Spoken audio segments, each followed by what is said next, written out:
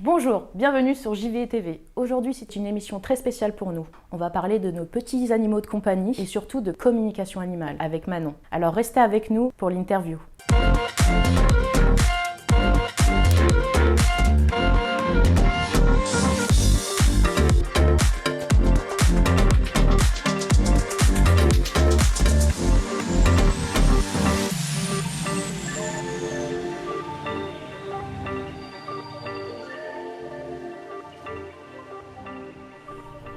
Bonjour Manon. Bonjour. Alors aujourd'hui, c'est un cas particulier. Tu es chez moi. Oui, merci de m'accueillir. Donc c'est un cas particulier, pourquoi ? Parce que Manon, tu te déplaces chez les gens et tu te déplaces pour faire quoi ? Alors, en effet, je me déplace à domicile et en fait, je vais donc chez les gens et surtout à la rencontre de leurs animaux. Et je me déplace dans le cadre de la relation, de leur relation à tous les deux, dans un but d'écoute et puis d'apporter des éléments pour harmoniser au mieux leur relation. Voilà. Donc en gros, tu fais du langage animal. Oui. Tu essayes de décoder ce que nous, on n'arrive pas forcément à comprendre dans le comportement de nos animaux. Oui, alors en fait, langage animal, du coup, c'est mon nom d'entreprise, c'est un clin d'œil bien sûr à mon activité, et c'est aussi pour montrer justement qu'il y a autre chose que ce que l'on connaît naturellement de nos animaux, autre chose que juste l'observation, leur manière de fonctionner, de vivre au quotidien, et que l'on peut aussi être branché, si l'on peut dire, sur un canal plus intuitif, plus subtil, et rentrer dans vraiment une forme de communication, et on le nomme d'ailleurs communication animale ou intuitive. D'accord. Et tu as fait des formations peut-être pour pratiquer ? En fait, au départ, dans mon cursus, j'ai suivi une formation d'ostéopathie animale. Et donc, j'ai un diplôme de cette école, donc sur 4 ans. Et en fait, c'est au cours de cette formation, parce que j'ai vraiment utilisé mes mains, que j'ai commencé à découvrir ce qu'était ce contact-là, tout ce que l'on pouvait apporter en fait par les mains, donc sans langage verbal, que je me suis de plus en plus orientée vers les ressentis subtils que je pouvais avoir, l'intuition, tout ce que je captais qui ne s'expliquait pas forcément, en tout cas que je n'apprenais pas à l'école. Et à partir de là, j'ai lu des ouvrages, bien sûr, j'ai échangé avec des personnes qui avaient déjà une ostéopathie, disons, plus intuitive, plus fluidique, que l'on n'apprend pas. Et puis, je me suis complètement retrouvée dans cet échange-là, dans cette découverte, dans cette relation. Et je me suis dit que c'était important pour moi, finalement, de cultiver cette communication-là et d'aller plus loin dans la rencontre, dans le soin. Voilà. Et tu dirais d'ailleurs que pour faire ce que tu fais, enfin ton métier, faut être un petit peu empathe ou en tout cas avoir une certaine sensibilité.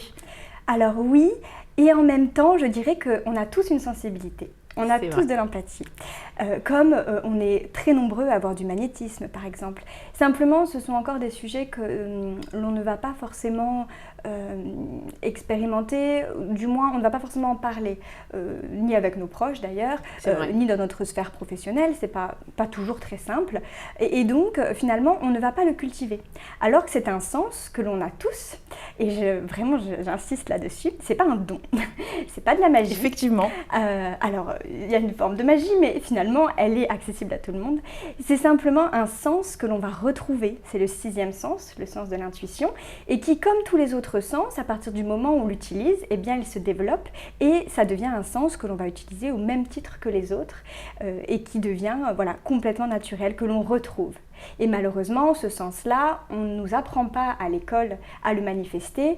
Nos parents ne nous encouragent pas forcément non plus à suivre nos intuitions. Cette fameuse phrase que mamie te disait, c'est mon petit doigt qui te l'a dit, eh ben, c'est cette intuition-là. C'est vrai. Non mais c'est vrai. Et donc, mamie avait raison. Et en fait, elle nous invitait simplement à aller contacter cette intuition, la mettre au service de notre quotidien d'une part, et du coup, d'autre part, aller vraiment à la rencontre de tous les êtres vivants avec cette intuition. Et on se rend compte qu'on a une qualité d'échange qui est complètement différente et que l'on va tous capter des choses subtiles qui en effet ne s'expliquent pas. Et tu dirais justement, c'est en pratiquant, au fur et à mesure que tu pratiques, que ça se développe davantage ? Oui, tout à fait. En fait, c'est vraiment une manière, comme les autres sens, ce qui est important, c'est de pouvoir déjà se rendre compte qu'il existe. Ça, c'est la première étape, c'est déjà super. Et puis ensuite, de faire en sorte au quotidien, peut-être se forcer, même dans un premier temps, à l'utiliser pour des choses qui nous paraissent peut-être lambda, mais par exemple, un exemple tout simple que je donne souvent, c'est on se rend compte qu'on a de l'intuition et puis que l'on peut envoyer des messages comme ça subtils quand par exemple on pense à quelqu'un, une amie ou de longue date ou un membre de la famille qu'on n'a pas eu depuis longtemps en contact, et puis on y pense et un jour il nous appelle, puis on dit c'est dingue, ça fait 4 jours je pense à toi toute la journée. Bon, c'est pas dingue du tout. En fait, il y a vraiment quelque chose qui passe. Souvent en plus. Ça arrive souvent. C'est vrai. Et c'est vrai que ça nous montre tout simplement que voilà, qui qu'on soit, peu importe le parcours que l'on a eu, notre âge, notre expérience, finalement on contacte tous ce sens-là. Et bien sûr, plus on va le pratiquer, plus on en a conscience, plus il va se révéler, mais il est là. Et en fait, on se rend compte qu'il peut vraiment nous aider à nous rendre la vie beaucoup plus facile et surtout à la vivre de manière beaucoup plus naturelle parce que plus profonde, avec une écoute différente. Et donc ça te pousse du coup vers les animaux parce que c'est ton cursus de base. Exactement. De travailler avec les animaux. Et dans ton parcours, tu dirais simplement tiens, je suis attachée donc aux animaux, c'est au fond de toi. Hein, ça, oui. Je pense que depuis petite, tout à fait. Tu as été très intéressée par les animaux.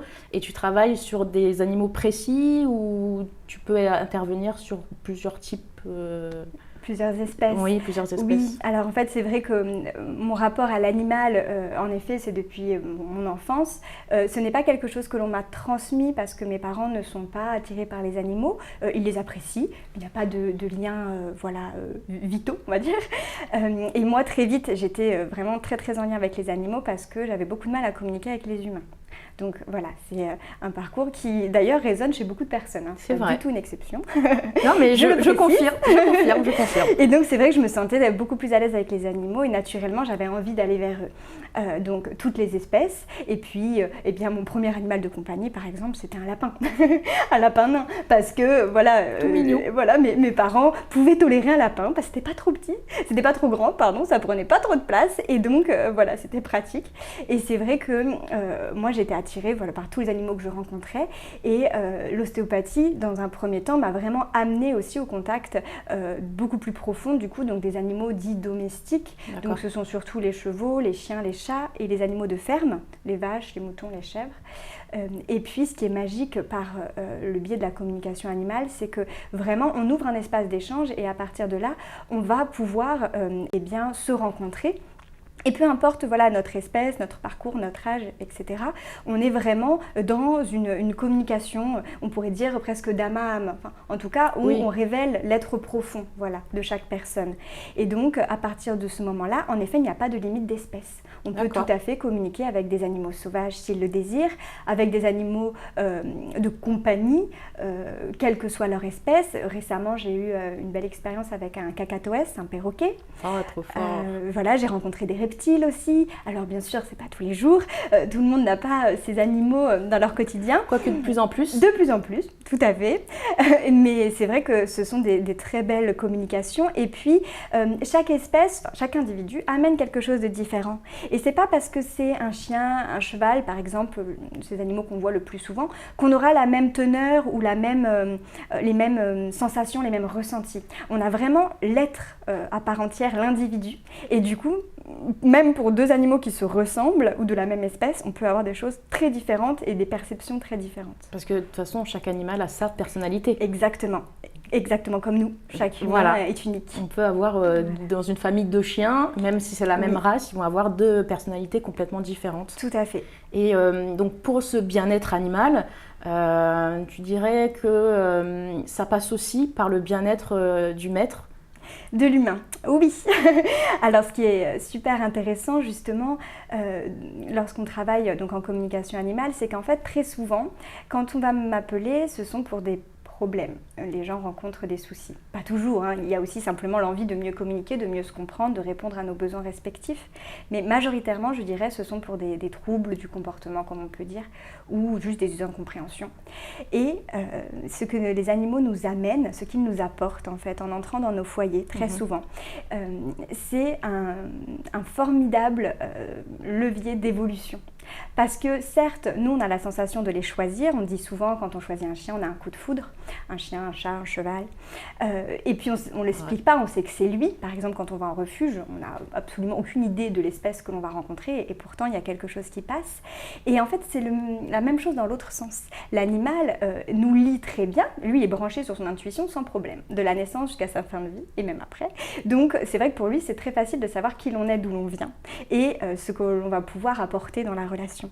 Et donc à partir du moment où il comprend que on souhaite entrer dans une relation, par exemple on souhaite adopter un animal, lui fait aussi cette analyse de qu'est-ce qu'on va pouvoir lui apporter, qu'est-ce qu'il va pouvoir nous apporter. Oui, dans les deux sens. Dans les deux sens. Et en fait on fonctionne comme un couple. Je dis un couple parce que finalement avec un chien ou un chat on va vivre ensemble 24 heures sur 24, on va partager le même lieu de vie, on va avoir des routines qui s'installent, comme un couple, et donc on va essayer de communiquer au mieux. Et c'est vrai que les animaux ont cette formidable capacité à venir pointer du doigt ce qui peut coincer chez nous, ce que nous avons du mal à dépasser, ce qui nous freine. Et c'est toujours avec bienveillance parce que leur souhait, c'est que l'on soit bien ensemble, c'est qu'on évolue ensemble. Ils ne souhaitent pas entrer dans nos vies pour que ça se passe mal ou pour provoquer des problèmes. C'est ça. J'ai jamais rencontré, en tout cas chez aucun animal, de la méchanceté. C'est un mot qui n'existe pas pour eux, c'est vrai. Mais il faut le dire parce que justement des personnes qui ont un chien ou un chat, ils disent souvent ah oui, moi le mien, il aime bien faire ça, c'est pour m'embêter. Voilà. Et il aime bien manger le coussin ou mes chaussures, c'est pour m'embêter. Alors qu'en fait, ça voudrait dire autre chose pour le chien. Tout à fait. Et que nous, on ne comprend pas. Oui, et c'est un abus de langage. On fait souvent un peu d'anthropomorphisme, en ayant l'impression que c'est pour nous nuire. Ou l'inverse, j'entends aussi, et ça c'est vraiment de l'anthropomorphisme, c'est difficile à faire entendre, mais les personnes qui me disent, oui quand même, il n'écoute pas pour telle ou telle raison, parlons d'un chien par exemple, puis ils me disent, mais quand même, c'est moi qui lui achète ses croquettes, avec tout ce que je fais pour lui, il pourrait au moins faire telle ou telle chose. Et donc là, non en fait. En fait, bien sûr qu'il y a de la reconnaissance, il y a un attachement, c'est évident, on est dans une relation et on veut faire au mieux pour évoluer ensemble. Mais il ne nous doit rien et on ne lui doit rien non plus. En fait, on est dans une relation libre. Peut-être on est dans une relation que tout être humain aimerait vivre, je pense, avec les humains, c'est-à-dire qu'il y a une notion de détachement. Bien sûr que l'on est attaché, bien sûr qu'il y a des sentiments que l'on veut créer ensemble, mais on est chacun dans notre individualité aussi, et on va co-créer ensemble quand on le souhaite, et en parallèle, il y a aussi des moments où on va être chacun à l'écoute de nos besoins respectifs, et c'est peut-être pas ensemble, et c'est ok, c'est pas parce qu'on ne s'aime plus, c'est parce que par moment, l'animal a envie d'avoir du lien avec ses congénères, il n'a pas forcément envie qu'on intervienne à ce moment-là, ou il a besoin de se reposer tranquillement, par exemple des vieux animaux qui vont passer beaucoup de temps à dormir, et c'est pas grave s'ils n'ont pas d'interaction avec nous, et ça veut pas dire qu'il n'est plus attaché à nous, ou qu'il nous en veut. Voilà, nous on a tendance, parfois par angoisse, par stress, à faire des conclusions un peu hâtives, c'est ça. Et à anticiper les besoins, en nous disant que peut-être que l'on fait mal ou qu'on est mal compris et qu'on ne se sent pas forcément équilibré dans la relation. Et c'est ce que je souhaite apporter dans le sens où c'est ce que j'aimerais que les personnes puissent vraiment prendre conscience, c'est qu'on est vraiment deux individus qui évoluent ensemble. On est de deux espèces différentes, mais il est tout à fait possible de communiquer aisément et de respecter l'espace de chacun pour bien vivre ensemble. En fait. Oui, c'est ça qu'il faut que on arrive, nous, humains, à comprendre. C'est vraiment... un animal, c'est pas... déjà, c'est pas un jouet. Là, on arrive bientôt les grandes vacances. C'est toujours une période où c'est assez compliqué et où les refuges, les associations se retrouvent à aller récupérer des animaux abandonnés dans des endroits des fois horribles, attachés sans eau, sans rien. C'est ça qu'il faut comprendre. On a choisi un animal pour offrir par exemple à son enfant à Noël, et en juin, en juillet l'année suivante, il ne faut pas l'abandonner, c'est pas bien. Parce que il nous accompagne. En fait, un animal, nous, c'est une partie de notre vie parce qu'ils ne vivent pas longtemps. Oui. suivant les espèces, ça vit pas longtemps, quoique le chat de mes parents, 27 ans. Ouais. Et les perroquets alors Et les perroquets jusqu'à 100 ans, je crois, un truc comme ça, 80, 90 ans. Mais pour eux, on est toute leur vie, justement. À partir du moment où on les a choisis, ils espèrent être avec nous jusqu'à eux la fin de leur vie. Oui, en fait, ils s'abandonnent vraiment dans la relation. Il y a une confiance très rapide qui s'instaure. Alors bien sûr, il y a des exceptions quand il y a eu des traumatismes ou des choses très violentes, comme des animaux qui ont subi des violences physiques ou morales. Peut-être que la confiance va mettre plus de temps à s'installer, mais au moment où ils la donnent, il y a vraiment une intégrité. Ils donnent leur corps, leur cœur et leur corps en entier. Et c'est vrai qu'ils nous invitent finalement à faire de même s'il n'y a pas de jugement. Ce qui est assez incroyable, c'est que même sur des expériences qui nous sont innommables pour nous, eh bien, les animaux ont une capacité de résilience qui est incroyable, avec vraiment cette envie finalement de faire passer la vie avant tout. Et donc, il y a bien sûr des animaux qui peuvent être atteints moralement, qui peuvent avoir des comportements qui seraient associés par exemple à des troubles anxieux, à des choses très lourdes à porter. Mais pour autant, dès qu'ils vont avoir une vie ou un quotidien qui leur permet de rebondir, eh bien ils vont rebondir. Parce que le plus important finalement, c'est de continuer à co-créer, de continuer à entretenir du lien et finalement, c'est avoir une relation saine et harmonieuse. Oui, c'est ce qu'ils recherchent, en priorité, je comprends tout à fait. Et donc, langage animal, c'est ton activité. Tu nous as dit d'ailleurs que quand tu ne pouvais pas, que l'animal n'était pas disponible pour communiquer avec toi, tu l'orientais vers d'autres collègues. Oui. Donc, mais c'est un métier qui n'est pas connu, en fait, la communication ou langage animal. En fait, ça se développe énormément, là, depuis ces dernières années. C'est assez vieux dans un sens, mais on n'en parlait pas forcément. J'ai l'impression que c'était comme si c'était des petits groupes de personnes qui avaient ces perceptions-là, cette sensibilité, et puis qui se passaient les livres, qui se passaient des conseils, qui communiquaient entre elles pour se donner des exercices de pratique, et essayer d'aller plus loin finalement dans cette découverte de ce sens intuitif. Mais en réalité, ça existe depuis un certain nombre d'années. En plus, je dirais que ça a toujours existé. Mais disons qu'on en parle et on en a fait un métier depuis un certain nombre d'années. En réalité, finalement, toutes les personnes qui sont au contact avec les animaux, mais pas que, les végétaux, les enfants, les personnes âgées ou handicapées, et sont déjà dans cette intuition-là et finalement pratiquent de la communication intuitive sans le nommer, sans savoir ce que c'est. Et finalement, ça passe très bien. Et donc, c'est vrai que maintenant, et c'est une bonne chose, on en entend de plus en plus parler en effet, c'est un métier qui se développe énormément et c'est super parce que du coup, ça permet aussi d'apporter des clés pour des personnes qui, finalement, étaient dans une impasse relationnelle, n'avaient pas forcément de solution parce qu'ils avaient déjà été suivis par le vétérinaire, par des personnes pratiquant la médecine vétérinaire. Et puis, ils arrivaient à une issue qui n'évoluait plus. Et donc, c'est difficile pour les personnes quand elles sentent qu'elles ont besoin d'aide et qu'elles ne savent pas comment faire pour aider leurs animaux. Donc, finalement, maintenant, avec quelques recherches sur Internet ou des livres, on arrive très vite à tomber sur des personnes qui pratiquent la communication animale et qui peuvent apporter des clés pour la relation. C'est des clés pour le bien-être des deux en fait. Oui, exactement. Du foyer. Oui, et d'ailleurs ça peut être perturbant parce qu'en fait, très souvent, ça nous invite à aller voir au fond de nous ce qu'il se passe. Parce que, comme on disait, un trouble du comportement qui est très soudain, un exemple basique, c'est par exemple un chat d'appartement, admettons, qui a toujours été propre, qui a une litière, enfin, aucun souci, et du jour au lendemain, il se met à faire pipi à côté de la litière, ou n'importe où dans la maison, mais souvent c'est un endroit précis, toujours le même, et à côté de la litière, c'est pas mal, ou sur le lit. Oui. Et donc, c'est vrai on a que... pas eu ça, ça va. Pour les personnes, c'est très compliqué à gérer, je l'entends tout à fait, mais en fait, là, la phrase de « c'est pour m'embêter », elle a rarement lieu d'être. En réalité, il y a quelque chose, un besoin de faire passer un message, et c'est vrai que, parfois, il suffit simplement d'aller voir ce qu'il se passe, de le mettre en lumière par la discussion, tout simplement, pour que le comportement, s'éteigne de lui-même et qu'on retrouve une sérénité à la maison. Voilà.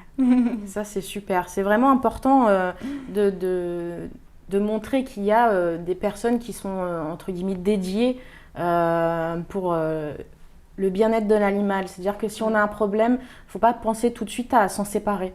Oui, exactement. C'est ça en fait. Oui. C'est ça qui est important, c'est que on a choisi d'avoir un animal, et ben notre rôle aussi c'est de comprendre ses besoins et d'aller jusqu'au bout avec lui. C'est pas je le prends et il m'embête, je vais le donner. Non, c'est pas ça. Non, tout à fait. Et s'il y a justement des personnes comme toi qui se dédient justement à essayer d'améliorer le quotidien, essayer de les comprendre. Si on fait plus attention aux êtres qui nous entourent, on peut aller plus loin et ça peut bien se passer. Oui. Il n'y a pas de cas précis où... il peut en avoir. Après, il y a des maladies chez les animaux aussi qui touchent la neurologie et donc forcément, ils ont des comportements... Exactement. Ça peut arriver, Oui. on est d'accord, mais dans la majeure partie des cas, ça peut se résoudre et ça peut aller bien. Et c'est ça qu'il faut retenir. C'est que s'il y a vraiment, vous avez des soucis, n'hésitez pas à les contacter, à rechercher justement des personnes qui sont là pour aider, et que ce soit langage animal, communication, cherchez les termes que vous voulez, mais cherchez des solutions tout à fait. Pour essayer d'améliorer le quotidien et ne pas abandonner vos animaux, s'il vous plaît. Voilà, c'est vraiment des messages... moi, ça me touche parce que forcément, j'ai un chat, mais j'ai eu d'autres animaux. Et moi, je ne conçois pas de me séparer de mon animal parce que justement, il va avoir un coup de mou, il va être perturbé et du coup, ça va m'embêter. Ça va m'embêter, mais c'est pas lui, en fait. C'est la situation. Donc, on cherche des solutions. Et en tout cas, moi, je voulais te remercier d'être venu jusqu'ici. D'ailleurs, on va aller voir comment ça se passe avec mon chat. Si tu avais un challenge à réaliser prochainement, justement, là, quelque chose d'important, ça serait quoi ta prochaine étape ? Eh bien, en fait, j'aimerais vraiment, sur mon lieu de vie, pouvoir accueillir des couples, justement, d'un humain avec un animal. Ça pourrait être un cheval avec son cavalier, ou une personne qui ne monte pas forcément non plus, une personne avec son chien ou son chat, et vraiment proposer un espace, finalement, de pause. Quand, par exemple, on arrive dans un moment de la relation où nous, on peut être très pris par le quotidien, très épuisé, très fatigué moralement, et puis que l'animal en face, on perd du coup aussi en relation, on est un peu au bout du rouleau, tous les deux. Eh bien, trouver cet espace de ressourcement, de respiration pour se poser et se dire, ok, on va en fait ensemble faire la démarche d'aller mieux. Et exactement, finalement, comme une thérapie de couple, pour comprendre qu'est-ce qui coince chez moi, qu'est-ce qui coince chez l'autre, et comment on peut juste dénouer ça en remettant du dialogue avec vraiment cette conscience de on évolue ensemble. Donc finalement, tout ce qui vient gratter chez nous, oui, sur le moment c'est inconfortable, mais au final c'est un formidable challenge, et surtout c'est un voyage qui nous permet vraiment d'évoluer avec beaucoup de bienveillance. Et oui. Et donc voilà, j'aimerais pouvoir avoir sur mon lieu de vie cette petite structure, toute petite échelle, mais pour proposer un espace pour accueillir un animal, peut-être le laisser plusieurs jours, plusieurs semaines, où la personne pourrait soit dormir sur place ou venir quelquefois dans la journée, ou laisser aussi son animal comme en pension pour qu'il puisse lui aussi bénéficier d'un moment de bien-être où je pourrais proposer de la communication, du soin, du magnétisme, de l'écoute finalement émotionnelle et physique, tout en recréant du lien avec la personne, en renforçant finalement au maximum leur contact, leur relation. C'est génial. Voilà. C'est génial. Franchement, j'ai hâte de voir ça. Tu me tiendras au courant. Non, c'est super. Vraiment, merci. Merci pour tout. Merci de faire ça pour les animaux. Franchement, c'est génial. Moi, c'est une cause qui est importante pour moi aussi. Ouais. On n'en parle jamais assez. Et voilà, merci beaucoup d'être venu. On va passer à l'étape où tu vas aller voir mon chat. J'ai hâte de savoir ce qui va se passer. En tout cas, merci beaucoup. Et on se retrouve tout de suite avec Guess. À tout de suite. Ça y est, t'es bien. Tu veux encore?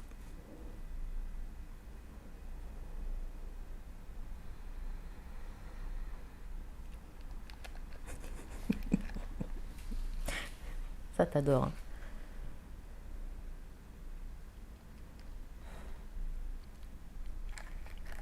Pareil, il est assez exclusif, quoi. Oui. Il a besoin, en fait, il est très entier et il a vraiment besoin d'avoir une relation assez profonde finalement avec les personnes de son foyer en tout cas pour se donner. Il peut être sociable mais de manière assez superficielle en fait avec tout le monde. Par contre, pour vraiment créer du lien, il faut qu'il soit vraiment en confiance et du coup exclusif dans la relation. Merci Manon d'être venue, de nous avoir consacré du temps. Merci à toi en tout cas pour l'accueil. Je t'en prie, avec plaisir. En tout cas, on vous mettra toutes les informations. Si vous voulez contacter Manon, ses réseaux sociaux, numéro de téléphone, site internet, la totale, vous aurez tout comme à chaque fois. On vous remercie d'avoir regardé la vidéo et on se dit à bientôt sur JVI TV. Bonjour, bienvenue sur JVI TV. Aujourd'hui, on est chez moi. Je vais accueillir... Non, on va recommencer. Bonjour, bienvenue sur JVI TV. Aujourd'hui, c'est une émission assez spéciale, en tout cas pour moi, qui adore et lutte justement pour faire attention à ne pas toujours faire des phrases trop compliquées. Donc, il sait parce que c'est cette partie-là qui est la plus longue pour moi. Il le sait, il attend que ça en fait. Dans les interviews, il attend que cette partie. Vilain.